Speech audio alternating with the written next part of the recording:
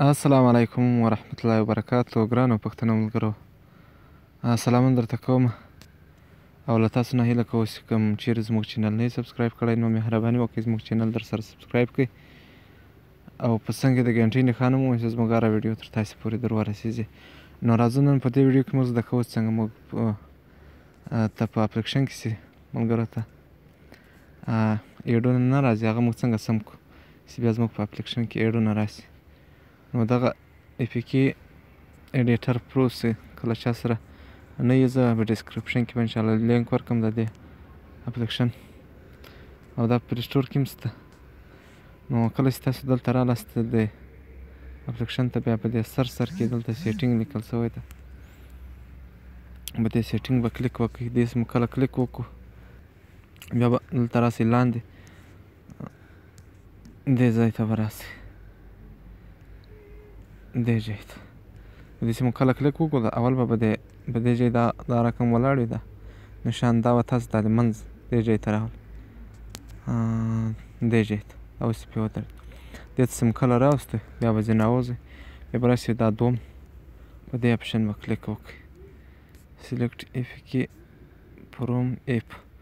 په دې به کلیک وکړئ. په دې چې مو کله کلیک وکړو بیا موږ دلته راځو، دلته چې کوم اپلیکیشن تاسو کار کوئ د ایډموب دپاره چا درته جوړ کړی وي یا مو خپله جوړ کړی، مثلا اوس دا اپلیکیشن دا ما خپله جوړ کړی ده، دا اوس له ما سره موجود ده. په دې کلیک کوم، بیا د دې سر کې بیا به په دې ځای کلیک کوو، بیا په دې سر کې په دې ځای کلیک پسې وکړو. په دې چې مو کله کلیک وکړو بیا دلته په دې ځای کلیک پسې کوو، دا لاندې نه ده، په دې ځای بیا دلته کلیک کوو. دلته چې مو کلیک وکړو دا بیلډ اپشن چې دا په کونج کې دا پورته دا بیلډ اپشن باندې چې مو کله کلیک وکړو بیا لږ انتظار کوو. دلته دا یو سیده دا څلور کیږي، دا څلور حساب چې ورته لیکلی ده، ګوره دا حساب اوس درې ده، اوس به څلور سي، انتظار ورته کوو.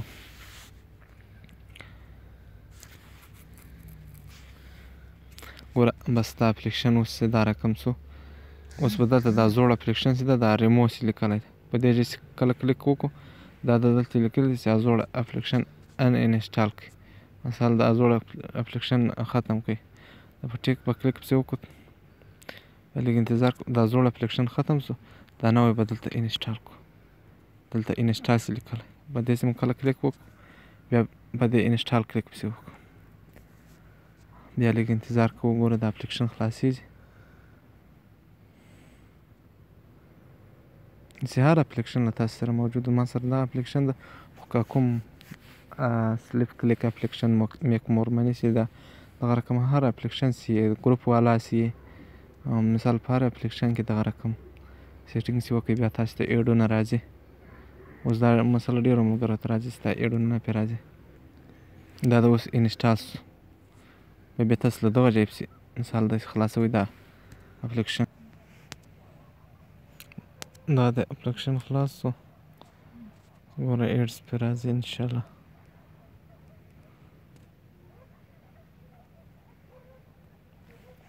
لږ انتظار ورته کوو، دا د یو بینر ایډز پرې راغی، دا رقم نور ایډزونه هم پرې راځي ښه، چې لږ انتظار ورته وکړئ. خو دلته اوس چې VPN کنیکټ کړم بیا تیز پرې راځي، اوس ما VPN هم نه ده کنیکټ کړی ځکه دا یې سلو ده. دلته راځو VPN ته، VPN چې مو کله خلاص تاسو سره چې هر VPN مثلا زه دا VPN کنیکټ کوم بیا تاسو ورته ګورئ څنګه تیز ایډز پرې راځي، ویډیو غټېږي. دا د VPN کنیکټ شو، اوس موږ راځو دا اپلیکیشن خلاصوو. دا اپلیکیشن چې مو کله خلاص اوس ورته ګوره اوس به دونې تیز ایډ پرې راځي چې VPN کنیکټ شي، خو په دې اپلیکیشن کې موږ ته د VPN اجازه نشته، تر یوه کلیک زیات نورو کې موږ کولی شو چې VPN استعمال کړو. معنا ورته ګوره یو ایډز پرې راغی، ورژن یو ده،